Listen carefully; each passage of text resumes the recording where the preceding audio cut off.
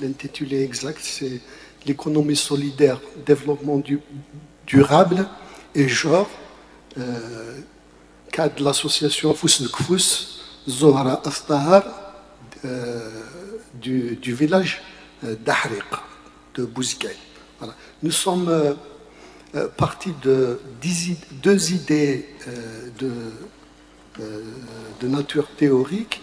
Celle qui nous vient de Perrin considère que le développement durable, ce n'est pas seulement la question écologique ou environnementale, c'est surtout, concernant bien sûr comme nouveau défi, c'est surtout la dimension sociale qui permet ou qui devrait permettre aux acteurs de collectifs et de la société de devenir capables de porter ou même de réaliser des projets de développement durable.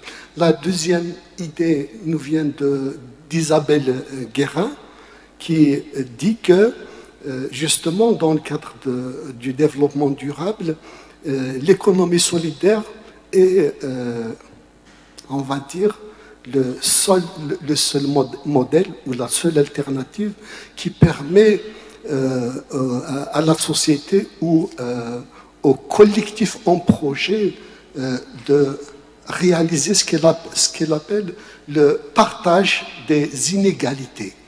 Et à partir de là, nous avons émis l'hypothèse que dans le contexte algérien et particulièrement en Kabylie, il y a quelques villages justement qui, par une dynamique associative féminine, permettent de pas seulement réaliser ce partage des inégalités, mais également de renégocier le pouvoir de dire et de réfléchir, pouvoir de porter et de participer au projet. Voilà. Et pour vérifier cela, nous avons choisi l'association Fous Nkfous Zohra Astahar d'Ahriq de Bouzgane, qui est située à près de 45 km au sud-ouest de la wilaya de Tizi Ouzou. Je vais tout de suite, bon, bien sûr, concernant la méthode, nous avons opté pour l'approche participative réalisée en deux périodes, en 2018 et en 2022. Cela nous a permis, bien sûr, de savoir la vigueur par les réalisations, la vigueur de cette association par ses réalisations. Il s'agit principalement du projet de 2015 consistant à mettre en place le projet de tri sélectif au niveau du village, tri sélectif et compostage, construction en 2018 d'un centre de soins à un coût total de 250 millions de centimes, l'organisation annuelle de la fête du 8 mars pour les femmes du village, l'organisation en 2018 d'une croisière au bénéfice de 100 femmes du village, croisière en bateau, l'organisation annuelle d'une cérémonie de remise de prix aux lauréats des résultats, enfin, aux lauréats du bac, du BEF, etc. L'organisation, depuis 2015, après ils l'ont arrêté, de la course des femmes, notamment les femmes âgées, réalisation une fois tous les 2 ans d'une mammographie pour toutes les femmes du village, déplacement deux fois par année des femmes âgées du village vers un bain mort, l'organisation d'excursions chaque année pour les enfants du village, l'acquisition pour 100 millions de centimes d'un matériel nécessaire pour la réalisation de fêtes dans le village, l'organisation de circoncision collective et à l'occasion, on offre une enveloppe de 10 000 dinars plus une tenue spéciale pour tous les enfants circoncis. L'organisation en 2020 d'un volontariat pour le désherbage du cimetière du village, l'octroi d'une pension pour chaque mois, d'une pension de 8 000, puis ça a été porté, je crois, à 10 500 dinars à une femme, qui est âgée et qui a beaucoup de maladies.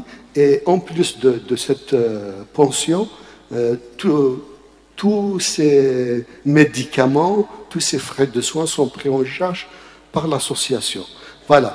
Et en 2022, l'association avait déjà lancé un autre projet d'aménagement d'une placette pour les enfants avec tout ce qu'il faut pour les jeux. Le projet n'était pas encore fini. Ils avaient aussi 2 autres projets en vue. 3, il y a le projet de relancer l'activité, ce qu'on appelle SRO. SRO, c'est une ceinture ancienne réalisée par le tissage de la femme. Il voulait relancer cette activité. Le 2e projet, c'est une fontaine ancienne qui a été presque perdue par le fait qu'on l'a abandonnée et puis par le passage des eaux, ça a été presque mis sous terre. Et ils veulent donc déterrer cela à la fois pour la mémoire et en même temps, disent-ils, pour la qualité, disent-elles, pour la qualité de l'eau. Voilà, principalement ce que l'association Afous a réalisé au niveau du village d'Ahriq. Maintenant, je vais essayer de vous présenter les facteurs, il reste 5 minutes, les facteurs explicatifs de ce dynamisme associatif que vous pouvez prendre comme élément de résultat en attendant peut-être le débat. Vous avez d'abord ce que Alain Caillé appelle le symbolisme. Symbolisme qui est différent du symbole. C'est le symbole, mais qui, dans la société, est vivant et même actif. Il porte à agir. C'est par exemple la djema, disent les villageois, les ruelles, ceci, cela, tout ce que vous voyez dans notre village, c'est réalisé par notre comité du village et seulement grâce à notre comité du village. Nous avons aussi une école primaire ancienne qui date de la colonisation. Les villageois disent fièrement que ça a été construit par les maçons du village, ouverte vers 1951, et disent-ils, après, nos maçons ont même été dans d'autres villages pour construire des écoles. Voilà. Ils ont des symboles devenus faisant le symbolisme au niveau qui porte donc à agir pour garder toujours au niveau de la Kabylie une des meilleures places en matière de construction de ce que Bourdieu appelle le capital symbolique collectif.